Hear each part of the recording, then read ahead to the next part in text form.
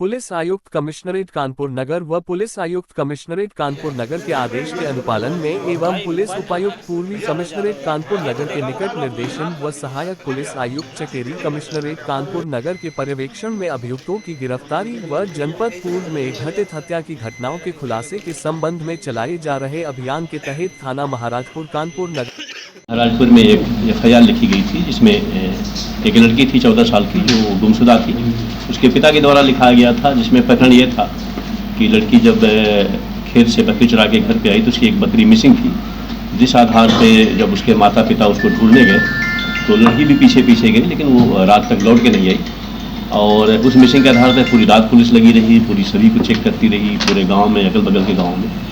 Finally 2 दिन बाद लड़की की बॉडी मिली अरहर के खेत से, जिसके आधार पे हमारी टीमें लगी, 3 टीमें लगी, सर्विलांस की टीम लगी, बाकी टीम लगी, हमारे एसीपी लगे, एडीसीपी लगे, हम लोग लगे, हमारे इंस्पेक्टर महाराजपुर लगे। और जिन लड़कों पे फादर का डाउट था उनको हम लोगों ने उठाया और फाइनली इंट्रोगेट में एक एक्यूज जो था उसने जिस घटना कारित किया था उसका जानकारी मिली। एक्यूज के द्वारा जो सावधानी बरती गई थी, जो उसका मोबाइल था उसके जब निकाले गए उसके मोबाइल में जो कॉलिंग थी उस समय की वो डिलीट कर दिया था।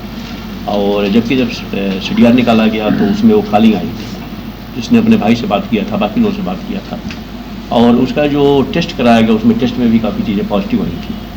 तो इस आधार पे जो प्रिमा फेसी जो लगा कि जो यूज है वहाँ पे देखा भी गया था। ये बात को भी इसने झूठ बोला कि मैं वहाँ पे नहीं था, मैं मोबाइल लेने घर पर चला गया था, लेकिन फिजिकली वहाँ पे था और जिन लोगों ने वहाँ पे देखा वो उसको बताया। तो इस आधार पे घटना का खुलासा हुआ।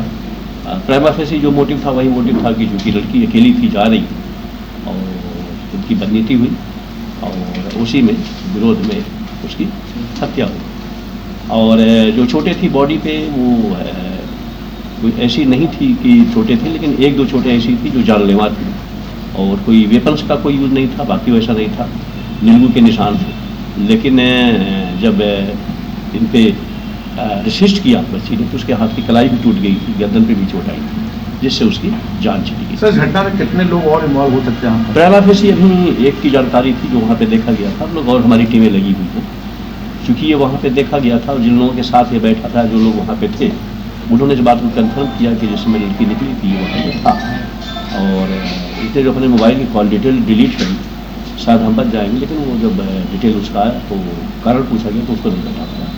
तो प्रिमा फेसी ये घटना था। पुलिस के द्वारा वर्कआउट किया गया है, चकेरी पुलिस के द्वारा, हमारे डीसीपी मनोज हैं और एसीपी रहे हैं, तो अच्छा पुलिस का कार्य हुआ है। और एक केस को हम लोगों ने जिसका बहुत सनसनीखेज था, उनके फादर को जो रात दिन लगे हुए थे उसको पुलिस ने वर्कआउट किया। सर, क्या इसने इसके पहले भी कहीं कोई योजना बनाई थी, योजनाबद्ध तरीके से किया? मैंने कहा ना कि ये साथ ही रहते थे फादर के साथ, उस दिन भी फादर के साथ था, एज ए फैमिली मेम्बर है, ऐसा नहीं कोई दूर के है। उठना बैठना मिलना जुलना परिवार के साथ था। उस दिन 4 घंटे 3 घंटे फादर के साथ था। तभी फादर ने लिखित में तहरीर दिया, सस्पेक्ट किया इसके ऊपर, ये हो सकता है। सर, क्या रिश्ता मतलब बच्चों क्या जैसे बच्चे घर में पारिवारिक संबंध होते हैं? नहीं, अभी गाँव घर के हैं तो आते जाते रहते, चाचा मामा इस टाइप क्या? नहीं, ये तो दूसरे गाँव के।